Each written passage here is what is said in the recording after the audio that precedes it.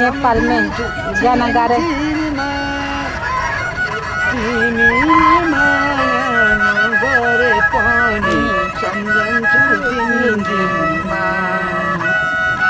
आज मैले भातै र खाई तिउनु त गाबाको के माया गर्थ्यौ तिमीले साइली म जसको जाबाको हिमालको रितो पल्लापट्टि आफगाछी बिन्द्रावन पहरा भएर सिनी थियो नि चुरी तिम्रो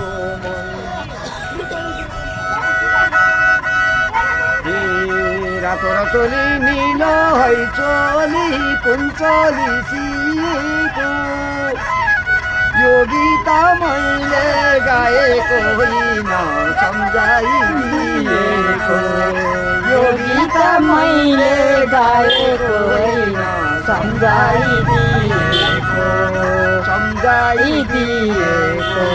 धन्यवाद। मेरो नाम बालकृष्ण घिम्रे हो। हाम्रो मेमले चाहिँ गीत गाउनु भनेर अनुरोध गर्नुभयो। मैले पुरानो झलकमान गन्धर्वको गीत गाएँ।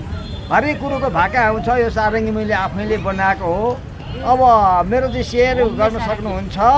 अनि मेरो चाहिँ फोन नम्बर हो 98 49 37 50 56।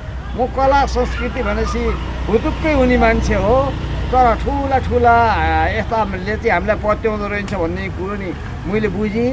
जस्तै अब नाम त नभनौँ, धेरै यस्ता कला सङ्गीत क्षेत्रहरू छन्।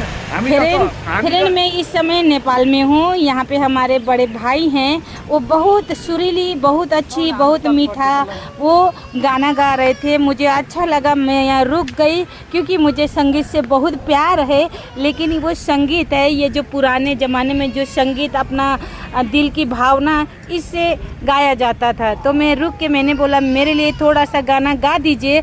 तो मेरे बड़े भाई ने मुझे गाना गा के सुना दिया। तो फ्रेंड, आप लोग को कैसा लगा लाइक कमेंट करना मत भूलिए। नमस्कार, जय पशुपतिनाथ। धन्यवाद।